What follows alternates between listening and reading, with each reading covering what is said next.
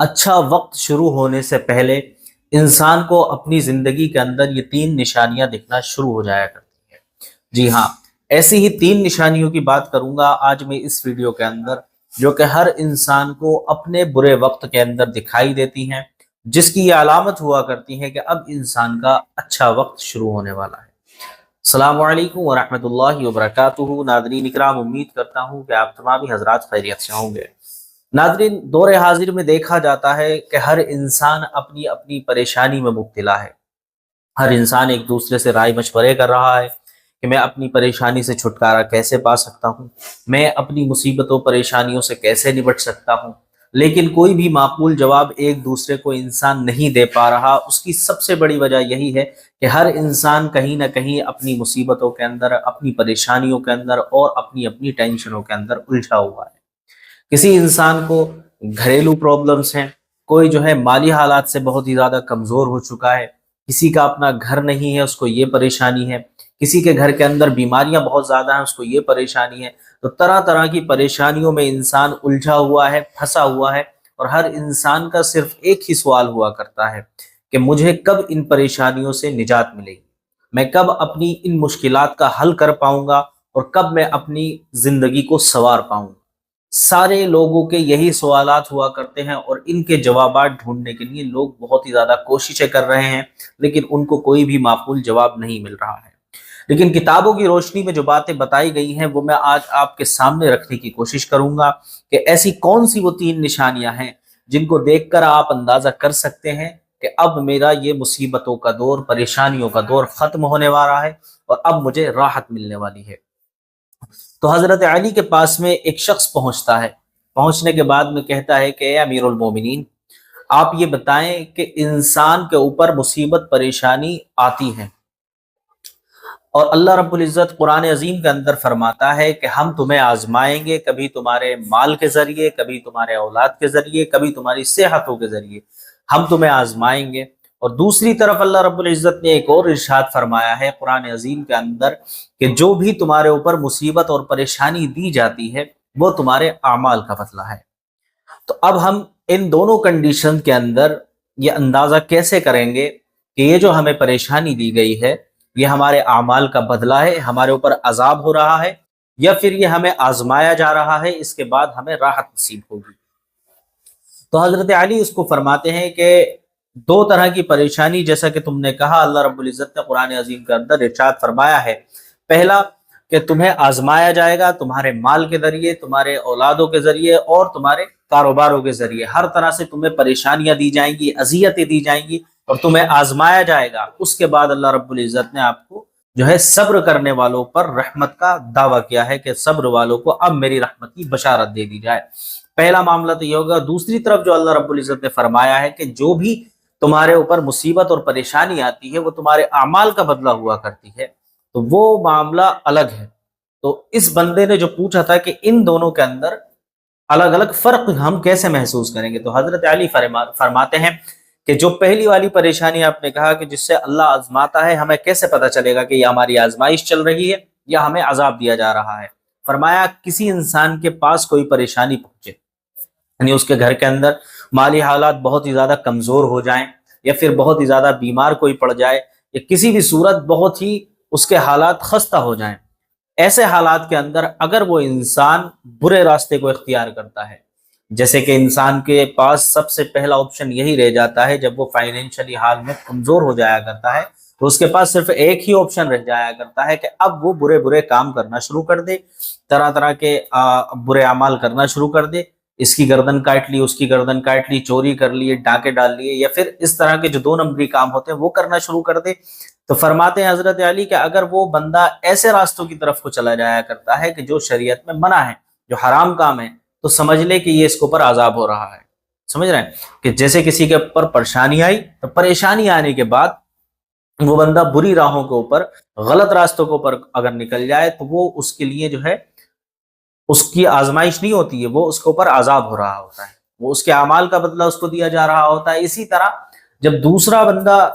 دوسرے والے جو لوگوں کا ذکر کیا گیا ہے کہ ہم تمہیں آزمائیں گے مال کے ذریعے، اولاد کے ذریعے، اور ہر طرح کی پریشانی دینے کے بعد تمہیں آزمایا جائے گا، اور اس کے بعد میں رحمت کی بشارت دی گئی ہے۔ تو ایسے لوگ وہ ہوں گے کہ جب ان کے اوپر مصیبت آئے گی تو وہ اس پر صبر کریں گے۔ جی ہاں، ایسے ہی لوگ کامیاب ہیں جو مصیبت پریشانی کے آنے کے بعد صبر کر لیا کرتے ہیں، اور اتنا زیادہ صبر کیا کرتے ہیں، اتنا زیادہ صبر کیا کرتے ہیں کہ اللہ رب العزت انہیں رحمت کی بشارت دے دیا کرتا ہے۔ تو دو کیٹیگری کی انسان کے اوپر مصیبت آیا کرتی ہے، وہ میں نے آپ کو بات بتا دی، اور وہ جو تین چیزیں ہیں جو انسان کو برے وقت کے اندر دکھائی دیتی ہیں، جس کے بعد میں اس کا اچھا وقت شروع ہونے والا ہوا کرتا ہے، تو وہ میں آپ کو آگے بتاؤں گا، لیکن آپ پہلے صبر کی اہمیت سمجھ لیں۔ صبر ایک ایسی چیز ہے جو اس دنیا کے اندر، دور حاضر کے اندر کوئی بھی انسان کرنا نہیں چاہتا۔ کسی انسان کی اگر ایک انگلی کٹ جائے تو انگلی کٹنے کے بعد وہ اتنا زیادہ پریشان ہو جایا کرتا ہے، اور ہر کسی کو جانے کے بعد وہی اپنی انگلی دکھاتا ہے اور کہتا ہے کہ صرف دنیا کے اندر میں ہی تھا کیا، میرے اوپر اتنا ظلم آنے کو رہ گیا تھا۔ لیکن وہ یہ بھول جاتا ہے کہ صرف اس کی تو ایک انگلی کٹی ہے، ہو سکتا ہے دنیا کے اندر بہت سارے لوگ ایسے ہوں جو اس نے اپنی آنکھوں سے بھی دیکھے ہوں کہ کسی کا ہاتھ کٹا ہوا ہوتا ہے، کسی کا پیر کٹا ہوا ہوتا ہے، اور کسی کا ایسا حال ہو چکا ہوتا ہے کہ پیرالائز ہوا ہے، وہ کچھ بھی کرنے سے بالکل بیزار ہیں، کچھ چل پھر بھی نہیں سکتے اور اٹھ کر بیٹھ بھی نہیں سکتے۔ ایسے بھی لوگ اس دنیا کے اندر موجود ہیں، لیکن اللہ رب العزت کیا فرماتا ہے، جس حال میں بھی ہو میرا شکر ادا کرو۔ اور شکر ادا کیسے کرے گا انسان؟ جیسے کسی کی ایک انگلی کٹ گئی ہے تو اس کو یہ چاہیے کہ اس پر اللہ کا شکر ادا کرے، شکایتیں کرتا نہ پھرے، کیونکہ اگر آپ کے اوپر یہ مصیبت آئی ہے تو اللہ رب العزت نے قرآن عظیم کے اندر اور ایک جگہ ارشاد فرمایا ہے، ان مع العسر یسرا، ہر پریشانی کے بعد راحت ہے۔ جیسا کہ آپ جانتے ہی ہیں کہ ہر رات کے بعد میں صبح ہوا کرتی ہے، اور صبح کے بعد میں پھر رات ہوا کرتی ہے، تو مصیبت کے بعد آسانی اور آسانی کے بعد مصیبت، یہ ایک زندگی کا سرکل ہے جو چلتا رہتا ہے، لیکن لوگ اس کو سمجھے بغیر صرف اللہ رب العزت کے بارے میں شکایتیں کرتے رہتے ہیں۔ ایسا نہیں کرنا چاہیے۔ اور صبر کی اہمیت کی جہاں بات چلی ہے تو میں بتاتا چلوں کہ نبی کریم صلی اللہ تعالی علیہ وسلم ارشاد فرماتے ہیں کہ قیامت کے دن آواز لگائی جائے گی کہ جو فضیلت والے لوگ ہیں وہ کھڑے ہو جائیں۔ اب فضیلت والے جو لوگ ہوں گے، جب ان کو آواز دی جائے گی تو دیکھیں گے کہ ایک بہت بڑی جماعت لوگوں کی چلی آ رہی ہوگی بہت تیزی کے ساتھ جنت میں داخل ہونے کے لیے۔ جب وہ جنت کی طرف کو جا رہے ہوں گے تو دوسرے فرشتے ان سے کہیں گے کہ بھائی آپ لوگ ایسا کون سا عمل کیا کرتے تھے کہ دنیا کے اندر جو جنت کے اندر آپ کو جلدی جلدی داخل کیا جا رہا ہے اور آپ کے ساتھ بہت ہی زیادہ نرمی کا سلوک کیا جا رہا ہے؟ تو وہ لوگ کہیں گے کہ ہم وہ لوگ ہیں کہ ہمارے اوپر دنیا کے اندر ظلم و زیادتی کیا کرتے تھے، لوگ ہمیں مارا پیٹا کرتے تھے، ہمارے ساتھ بدسلوکی کیا کرتے تھے، لیکن ہم ان تمام چیزوں کے اوپر صبر کر لیا کرتے تھے، اور اس طرح صبر کر لیا کرتے تھے اگر کسی نے ہم سے بری بات بھی کہی تو ہم نے اس کو اچھے اخلاق سے جواب دیا، اور اس کو جواب ایسا ہی دینے کی کوشش کی کہ جس میں ہمارا رب راضی ہو جائے۔ بس ہم نے دنیا والوں کو چھوڑ کر اپنے رب کو راضی کر لیا تھا، اور آج ہمارا یہ معاملہ ہے کہ اللہ رب العزت نے ہمیں فضیلت بھی بخشی ہے، اور دنیا میں ان عمل کو کرنے کے بعد ہمیں جنت بھی عطا فرما دی۔ سمجھیں اس کو۔ اور ایک اور بات میں عرض کرتا چلوں کہ جو لوگ دنیا کے اندر اللہ رب العزت کے دیے ہوئے تھوڑے رزق کے اندر، تھوڑے مال کے اندر صبر کر لیا کرتے ہیں، شکر ادا کر لیا کرتے ہیں اور راضی ہو جایا کرتے ہیں، اللہ رب العزت قیامت والے دن ان کے تھوڑے اعمال پر راضی ہو جائے گا۔ سمجھیں، سب سے مین سیڑھی ہمارے لیے جو رکھی گئی ہے وہ صبر کی ہے۔ صبر جب تک نہیں کرے گا انسان تو اس کی زندگی جو ہے بے چین رہے گی، پریشان رہے گا، بھاگتا رہے گا ادھر ادھر، لیکن اس کو کہیں بھی چین و سکون نہیں مل سکتا۔ اور صرف ایک صبر اگر انسان کر لے، دنیا کے اندر کوئی کتنا ہی مال و دولت والا ہو جائے، کتنا ہی امیر ہو جائے، اور اگر یہ بندہ صبر کرنے والا ہے تو اس کو کسی سے کوئی لینا دینا نہیں ہوگا، اور اس کی زندگی سکون کے ساتھ گزر جائے گی۔ اور اللہ رب العزت جو بیماری پر صبر کر لیا کرتے ہیں لوگ، ان سے تو اتنا زیادہ خوش ہوا کرتا ہے، اتنا زیادہ خوش ہوا کرتا ہے کہ خود نبی کریم صلی اللہ تعالی علیہ وسلم کے الفاظ ہیں کہ میرا رب جب کسی کو بیماری دیا کرتا ہے تو کچھ فرشتوں کو اس کے پاس بھیجا کرتا ہے اور کہا کرتا ہے کہ جاؤ فرشتوں دیکھو یہ بندہ میری شکایت تو نہیں کر رہا ہے لوگوں سے، کہیں میرے بارے میں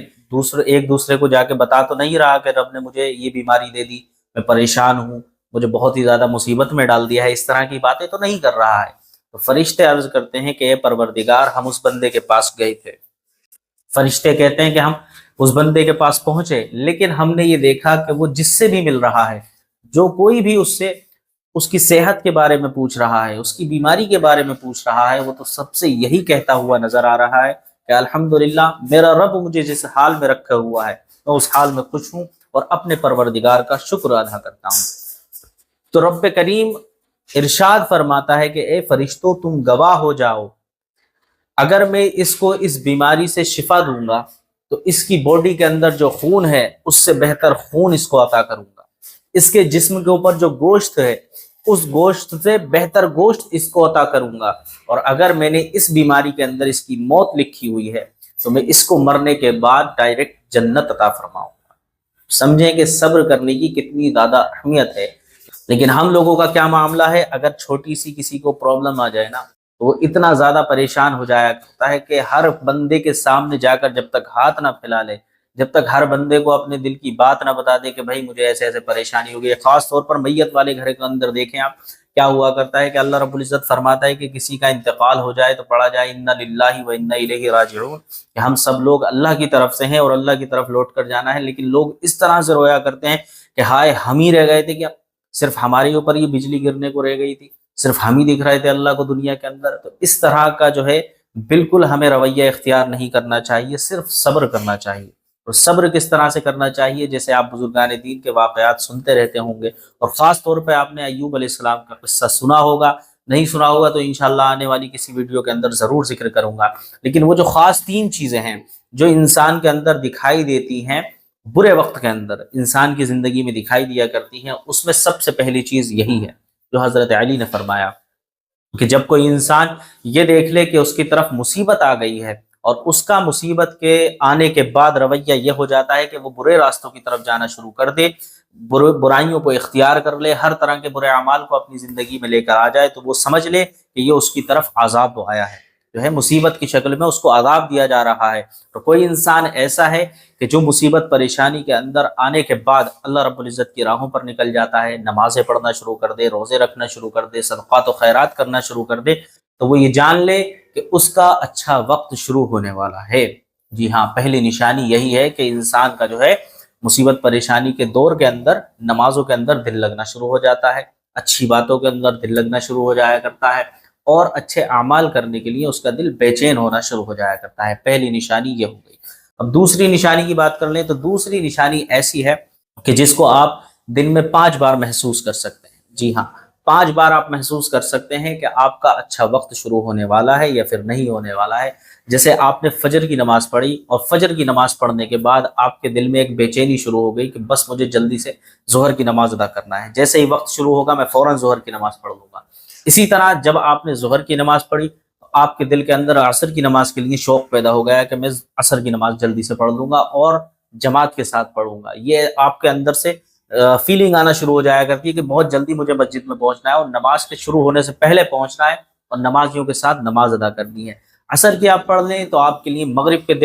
آپ کے دل میں مغرب کے لیے جو ہے شوق پیدا ہونا شروع ہو جائے۔ اسی طرح مغرب کی پڑھنے کے بعد عشاء کے بارے میں آپ کے دل میں عشق پیدا ہونا شروع ہو جائے کہ مجھے جلدی سے عشاء کی نماز ادا کرنی ہے۔ تو یہ چیزیں جب آپ کے دل میں پیدا ہونا شروع ہو جائیں تو آپ یہ جان لیں کہ اب آپ کا وقت بدلنے والا ہے، اور اس طرح سے وقت بدلے گا کہ اللہ رب العزت کے بارے میں آپ جانتے ہی ہیں کہ اس کو کسی کا بھی وقت بدلتے ہوئے دیر نہیں لگا کرتی۔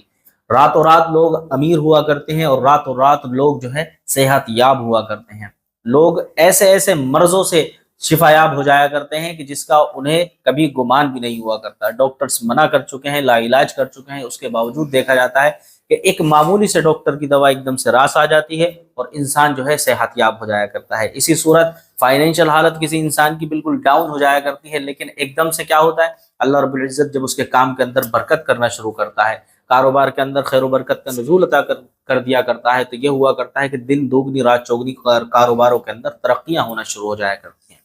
لیکن اس وقت دیکھا جاتا ہے میرے بھائیوں کہ انسان قرآن پڑھنے کے بعد، نماز پڑھنے کے بعد یہ کہا کرتا ہے کہ صاحب ہم تو